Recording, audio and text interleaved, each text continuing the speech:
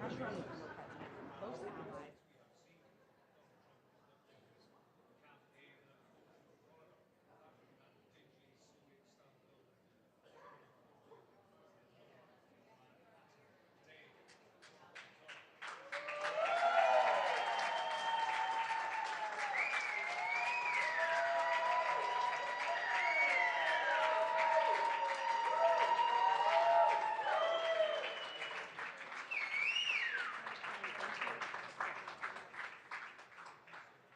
very much, everybody.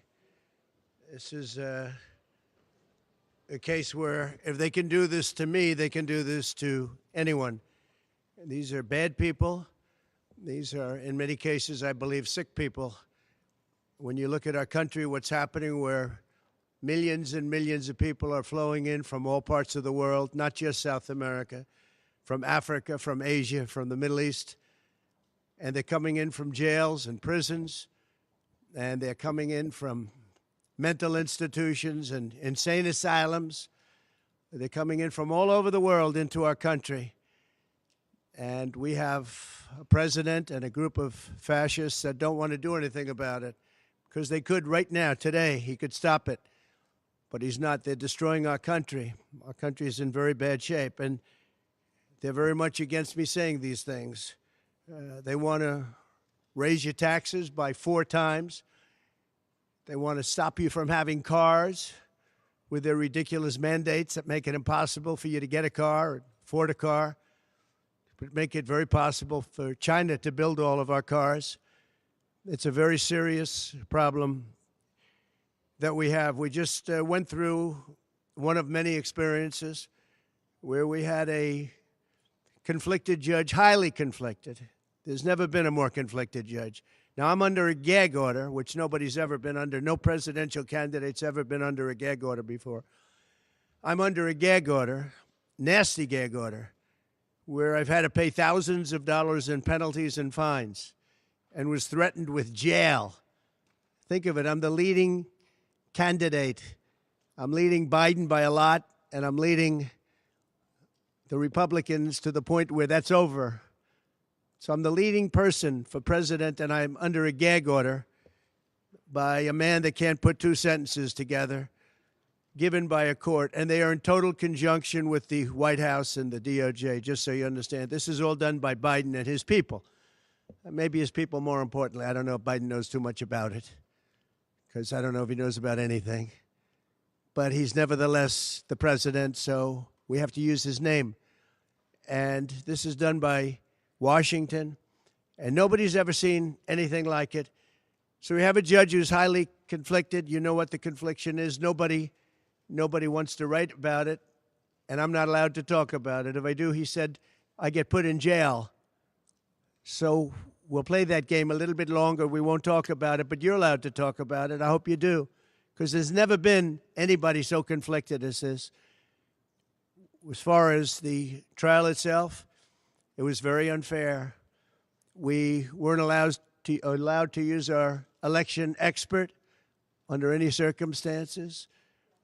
You saw what happened to some of the witnesses that were on our side. They were literally crucified by this man who looks like an angel, but he's really a devil. He looks so nice and soft. People say, oh, he seems like such a nice man. No, unless you saw him in action. And you saw that with a certain witness that went through hell. And when we wanted to do things, he wouldn't let us do those things. But when the government wanted something, they got everything. They got everything they wanted. It was a rigged trial. We wanted a venue change where we could have a fair trial. We didn't get it. We wanted a judge change. We wanted a judge that wasn't conflicted. And obviously he didn't do that. Nobody's ever seen anything like it. We had a DA who was a failed DA. Crime is rampant in New York, violent crime. That's what he's really supposed to be looking at. Crime is rampant in New York. Yesterday in McDonald's, you had a man hitting him up with machetes, a machete. Whoever can imagine even a machete being wielded in a store, in a place where they're eating, and he's going rampant, and Bragg is down watching a trial on what they call crimes. They're falsifying business records. That sounds so bad. To me, it sounds very bad. You know, it's only a misdemeanor, but to me, it sounds so bad. When they say falsifying business, that's a bad thing for me. I've never had that before. I'm falsifying. You know what falsifying business records is? In the first degree. They say falsifying business records. Sounds so good, right? It means that legal expense, I paid a lawyer, totally legal. I paid a lawyer a legal expense. And a bookkeeper, without any knowledge from me, correctly marked it down in the books. A very professional woman, highly respected, she testified, marked it down in the books as a legal expense. So a legal expense, paid a lawyer, is a legal expense in the books. It's not sheetrock, construction, or any other thing. It's a legal expense. Think of that. This is what the falsification of business records were. And I said, what else are you going to call it? What else are you going to call it? Now, I would have testified. I wanted to testify. The theory is you never testify, because as soon as you testify, anybody, if it were George Washington, don't testify, because they'll get you on something that you said slightly wrong, and then they sue you for perjury. But I didn't care about that. I wanted to. But the judge allowed them to go into everything that I was ever involved in, not this case, everything that I was ever involved in, which is a first. In other words, you could go into every single thing that I ever did. Was he a bad boy here? Was he a bad boy there? And my lawyer said, what do you need to go through? And all you wanted to do is testify simply on this case, because I would have loved to have testified. To this day, I would have liked to have testified. But you would have said something out of whack, like it was a beautiful sunny day and it was actually raining out. And I very much appreciate the big crowd of people outside. That's incredible what's happening. The level of support has been incredible. So the whole thing is legal expense was marked down as legal expense. Think of it. This is the crime that I committed, that I'm supposed to go to jail for 187 years for. When you have violent crime all over this city at levels that nobody's ever seen before, where you have businesses leaving, and businesses are leaving because of this, because heads of businesses say, man, we don't want to get involved with that. I could go through the books of any business person in this city, and I could find things that, in theory, I guess, let's indict him, let's destroy his life. But I'm out there, and I don't mind being out there, because I'm doing something for this country, and I'm doing something for our Constitution. It's very important, far beyond me. And this can't be allowed to happen to other presidents. It should never be allowed to happen in the future. But this is far beyond me. This is bigger than Trump. This is bigger than me. This is bigger than my presidency. And the people understand it, because I just see a poll just came out, the Daily Mail. That was the first one, came out, was done last night right after the verdict, where I'm up 6 points. 6 points from what we already were. We were leading fairly substantially. We're up 6 points in the Daily Mail poll. Now, maybe other polls come out and it says something differently, but a lot of people have predicted it, because the public understands, and they understand what's going on. This is a scam. There's a rigged trial. It shouldn't have been in that venue. We shouldn't have had that judge. He should have allowed us to have an election expert. We had the best expert, most respected expert, head of the Federal Elections Commission. He was all set to testify. He was waiting for 2 days. And when it was his turn, Bragg's people protested, and the judge knocked him out, said you can't testify. He actually said you can't testify for anything having to do with the trial. You can say what the federal elections is. Well, that doesn't help. Everybody knows that. But you can't testify. So essentially, he wasn't able to testify. Other people weren't able to testify. But with these people, they were able to use people salacious. By the way, and nothing ever happened. There was no anything. Nothing ever happened, and they know it. But they were as salacious as they could be, and it had nothing to do with the case. But it had to do with politics. And do you notice the timing? The timing was perfect. This case was dead. It was dropped by every agency, every governmental board. It was dropped by the highly respected Southern District. They said, no, there's no case here. It was dropped by federal election, and that's what it's about. This is about a federal election, not a state election. You're not even allowed to look at it. They took the state and the city, and they went into a federal election. They're not allowed. The people from federal election, Southern District, and Washington dropped the case. Everybody dropped the case. There was no case. Cy Vance dropped the case. And when Bragg came in, he said, this is the most ridiculous case I've ever seen.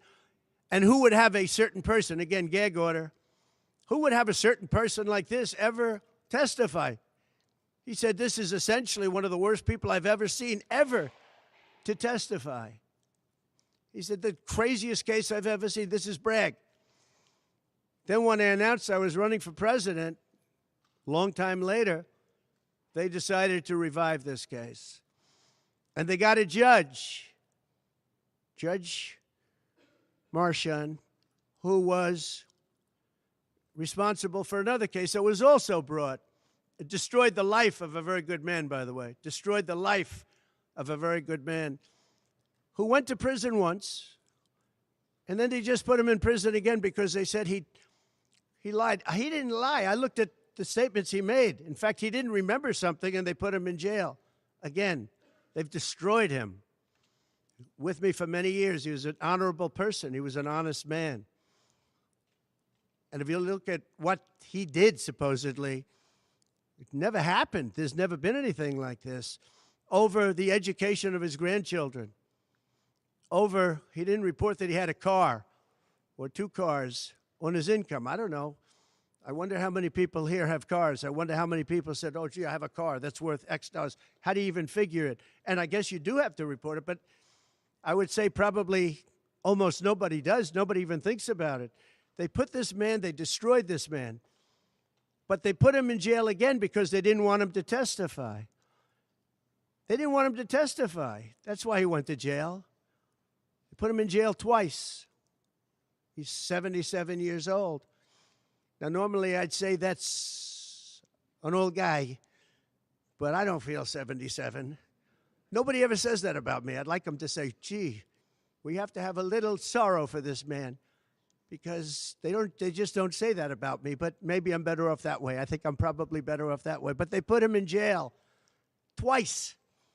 And you have to see what they put him in jail. And he was threatened by the judge. This man was told, you're going to get 15 years in jail if you don't give up Trump. And he was told that. You're going to get 15 years in jail. And he made a plea deal because he didn't want to spend the rest of his life. And he was told that viciously. We're living in a fascist state. He was told that viciously.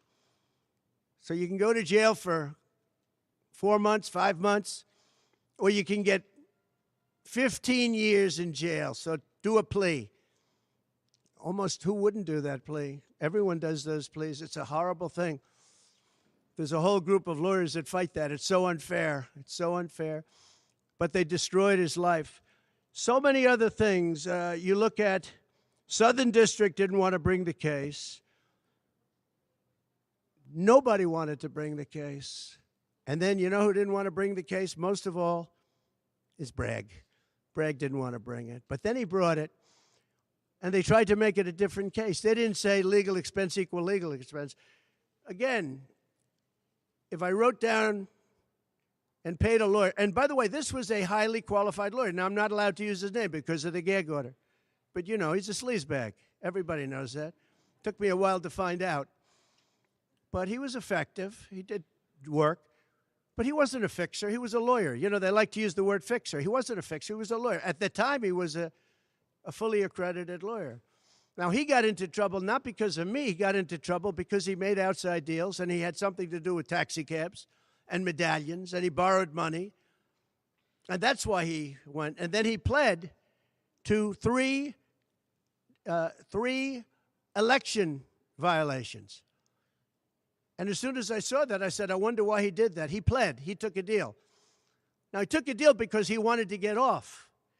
In other words, I'll take a plea deal and I want to get off. And he wanted to make a deal with the Southern District. And they wrote the worst report I think I've ever seen on any human being, other than the report that was written on James Comey by the Inspector General, a very great Inspector General, actually, wrote a report that was so bad. This one was possibly worse. The Southern District, the judge didn't let us use it. He said, it's hearsay. I said, it's not hearsay. Wouldn't let us use it. This is about the man. But he got in trouble for a very simple reason, because he was involved with borrowing a lot of money, and he did something with the banks. I don't know if it's defrauded the banks, but something happened. You guys know what it is. And then in addition to that, he gave up on 3 things where he wasn't guilty. In fact, they were going to testify in that. The head of the FEC, the Brad Smith, the election expert, #1 rated in the country, was going to testify. He took a plea on 3 things. He just added them in because that gave him more bargaining power with respect to me. But the 3 things that he pled on, having to do with the election and having to do essentially a little bit with me, they weren't crimes. They weren't crimes. Nor is paying money under an NDA. So we have an NDA, non-disclosure agreement. It's a big deal, a non-disclosure agreement. Totally honorable, totally good, totally accepted. Everybody has them. Every company has non-disclosure agreements. But the press called it slush fund and all sorts of other things. Hush money, hush money. It's not hush money. It's called a non-disclosure agreement. And most of the people in this room have a non-disclosure agreement with their company. It's a disgrace. So it's not hush money. It's a non-disclosure agreement, totally legal, totally common. Everyone has it. And what happened is he signed a non-disclosure agreement with this person, I guess other people, but it's totally honest. You're allowed to make the payment. You don't have to make it. You can make it any way you want. It's a non-disclosure agreement. And he signed that. And there was nothing wrong with signing it. And this should have been a non-case. And everybody said it was a non-case, including Bragg. Bragg said, until I ran for office. And then they saw the polls. I was leading the Republicans. I was leading the Democrats. I was leading everybody. And all of a sudden, they brought it back. It's a very sad thing that's happening in our country. And it's a thing that I'm honored. In a way, I'm honored. It's not that it's pleasant. It's very bad for family. It's very bad for friends and businesses. But I'm honored to be involved in it because somebody has to do it. And I might as well keep going and be the one. But I'm very honored to be involved because we're fighting for our Constitution. The money that was paid legally. There was nothing illegal. In fact, the lawyer in creating the NDA, because at that time he was a fully accredited lawyer. He wasn't a fixer.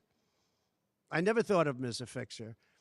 The media called him a fixer, or the prosecutors called him a fixer. He was a lawyer, and he was fairly good. Later on, I didn't like what he did. I didn't like, for instance, I didn't like that when I became president, he went around and made deals with companies. When I heard that, he was gone. He was gone.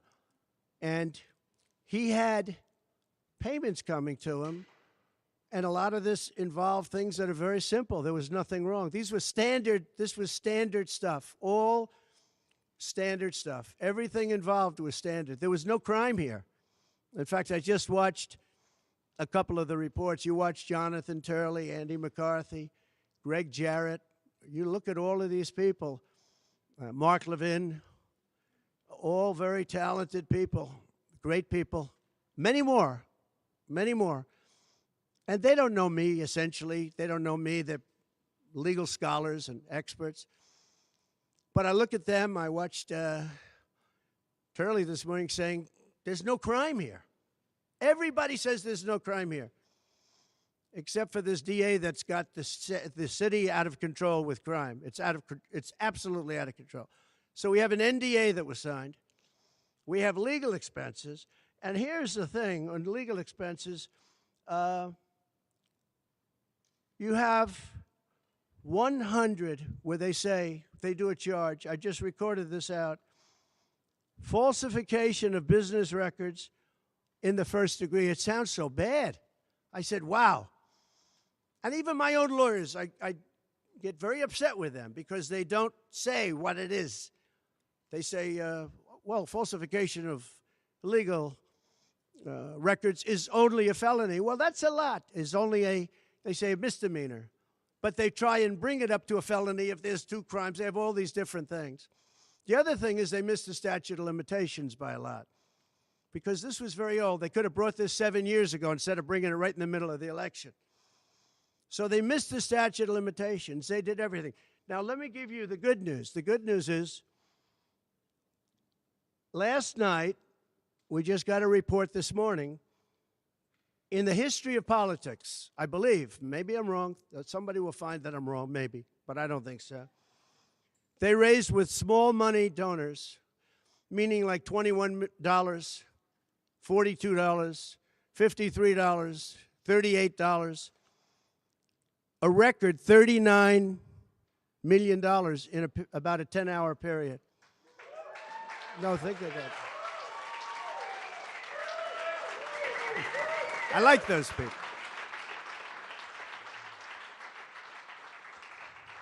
Because so far, I guess it's backfiring. Now, I don't know. I'd rather not have it happen. I don't want to have it backfiring. I don't want to win this thing legitimately, not because they were stupid and did things that they shouldn't be doing. They shouldn't have brought this case. They were saying it this morning. This is a case that should not have been brought. I watched Andy McCarthy say this is a case that should not have been brought. And that was this morning. But they all say that. Every legal scholar has said it. And these are great people. They really understand the law. The other thing, a poll just came out. The first poll, I don't know, maybe others will be bad. But a poll just came out a little while ago. The Daily Mail. Does anybody read the Daily Mail? It's very good. They have a good poll. At least I like it today. And the Daily Mail just came out with a poll, and it has Trump up 6 points in the last 12 hours. 6 points. 6 points since this happened. Who thought this could happen? Because the people of our country know it's a hoax. They know it's a hoax. They get it. You know, they're really smart, and it's really something. So we're going to be appealing this scam. We're going to be appealing it on many different things. He wouldn't allow us to have witnesses. He wouldn't allow us to talk. He wouldn't allow us to do anything. The judge was a tyrant. And you got to see that with Bob Costello, a fine man.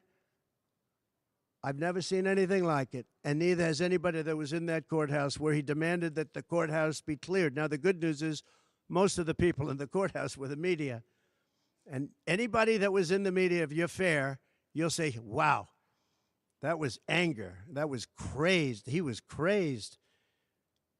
And the reason that Bob Costello acted a little bit upset, which I think he has a right to, was that every question he was being asked was being objected to by the other side and sustained by the judge. Sustained. I think he did it many times. I don't know what the number, many times. Even I was sitting there saying, and these were basic questions. And I never saw anybody treated that way by a judge. And I've been treated very badly by 2 other judges also, because it's all the same thing. And it all comes out of the White House. Crooked Joe Biden, the worst president in the history of our country. He's the worst president in the history of our country. The most incompetent. He's the dumbest president we've ever had. He's the dumbest president, most incompetent president, and he's the most dishonest president we've ever had. And so many of he's a Manchurian candidate. You take a look at the way he treats China, Russia, so many others. You know, I ended the Russian pipeline. It was dead. He comes in and he approves it. And he gets $3.5 million, meaning $3.5 million is paid to the family, his family, from the mayor of Moscow's wife. And I said, where did that come from? Nobody wants to talk about it. But he's a very big danger to our country. And the only way they think they can win this election is by doing exactly what they're doing right now, win it in the courts because they can't win it at the ballot box. So we're going to show them that we're going to fight. It's actually, I don't know, it's something where I'm wired in such a way that a lot of people would have gone away a long time ago. They would have gone away after impeachment hoax #1. That was a total hoax. I had great support from the Republican Party, though. Then you had impeachment hoax #2. And then they formed the committee. How about they formed the committee of thugs, the J6 committee of thugs. And they took their records and they destroyed all of the records after the committee was abandoned because those records were great for us. Now, can you imagine if Republicans did that? Everybody would have been in jail by now. Think of it, the unselect, I call it the unselect, they call it select committee, I call it the unselect committee of thugs. They meet, it's 100% Democrat and 2 past Republicans that are no longer Republicans, that are no longer in business anymore, thank you. But it was all Democrats and 2 wayward Republicans. Liz Cheney and crying Adam Kinzinger. He cries every time he goes on television. He's the most emotional human being I think I've ever seen. And that was our representatives. These 2 people were our rep. So they had all this stuff that they're leaking. And then when it came time to look at the records, like where the police said and the Capitol Guard said that I supplied, think of it, that I recommended as many soldiers or National Guard as you want. 10,000. If you had 500, you wouldn't have had a problem. There wouldn't have been a J6. But Nancy Pelosi and the group didn't want it. Anyway, so they have testimony to all of that, that I did not attack the Secret Service agent in the front of a car. You know, these are strong people. And I supposedly went to the driver, and I grabbed him around the neck. And he rebuffed me. And then I went to the other guy, who I think is a black belt in karate. And he's slightly younger than me. Maybe 35 years, 40 years, 50 years. And I grabbed him around the neck and said, he's a black belt in karate. They know how to get somebody from around their neck. They would have gone like this, and that would be the end of that. Actually, I had a friend that said, you shouldn't dispute that. That makes you look like the toughest cookie we've ever seen. You should have let that go on. But the fact is, it never happened. It was all made up. And that was proven to be made up. It proved to be a false story. And they deleted and destroyed all of that information, every ounce of it. We're dealing with a corrupt government. We have a corrupt country. Our elections are corrupt. Our borders are open. Our borders are going to be closed very soon. November 5th is going to be the most important day in the history of our country. Now, when I say that, because my people are always saying, do this, because we're fighting for America, DonaldJTrump.com. I hope everybody watching right now, DonaldJTrump.com, because it really makes a difference. They have a lot of money on the other side. I don't know where they get it. Nobody knows where they get it. But for some reason, they get money. But they're not on the side of our country. In many ways, I think they hate our country. Who on earth can want open borders where people are allowed to pour in from countries unknown, from places unknown, from languages that we haven't even heard of? We have people sitting in schools with languages where very few people have ever even heard of these languages. It's not like Spanish or French or Russian. Languages unknown. We have people coming from corners of the globe, and many of them are not good people. Many terrorists, record levels of terrorism, record levels of terrorists have come into our country. Record. They've never seen anything like it. You know, there was a report that in 2019, I don't believe this, by the way, the media gave it, and it was good for me, believe it or not. They said in 2019, there were no terrorists recorded that came into our country. I don't believe that. I don't think that's possible. But 2019 was a Trump year. I don't believe that that could be possible. But they said no terrorists came into our country. So let's say it was close. Let's say it was close. but now record levels of terrorists, record levels, the highest level we've ever seen of terrorists are pouring into our country. You have China with just in the last few months, 29,000 people came in, and I looked at them on a line, and they look like perfect soldiers. They're almost all male, from 19 to 25. It looks like a recruiting exercise. They have beautiful tents. They have propane stoves. They have cell phones, the best you can buy. I said, what's going on? It looks like they're building an army right in our country. Now, I don't think that would happen, right? We're losing our country. And I really think that this is an event, what took place yesterday with this judge. Look, we have conflicted, but he's a crooked judge. And you'll understand that. And I say that knowing that it's very dangerous for me to say that, and I don't mind, because I'm willing to do whatever I have to do to save our country and to save our Constitution. I don't mind.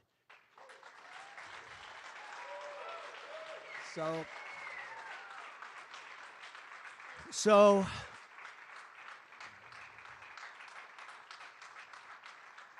thank you. So we will continue the fight. We're going to make America great again. Very simple. When people fight MAGA, they say, we're going to fight. I watch Biden. We're going to fight MAGA. We're going to stop MAGA. It's make America great again. That's all it is. MAGA. Make America great again. Our country's in serious trouble. We owe $36 trillion. We were energy independent for the first time ever, and now we're begging Venezuela for oil. One statistic you have to hear. Venezuela was crime-ridden. Caracas, the cities, crime-ridden. 2 years ago, 3 years ago. They just reported a 72% drop in crime in the last year because all of their criminals, most of them, and the rest are coming in now, the ones that didn't come in. In Venezuela, their prisons have been emptied into the United States. Their criminals and drug dealers have been taken out of the cities and brought into the United States. And that's true with many other countries. The Congo has just released a lot of people from jail. Congo, Africa, just released a lot of people from their prisons and jails and brought them into the United States of America.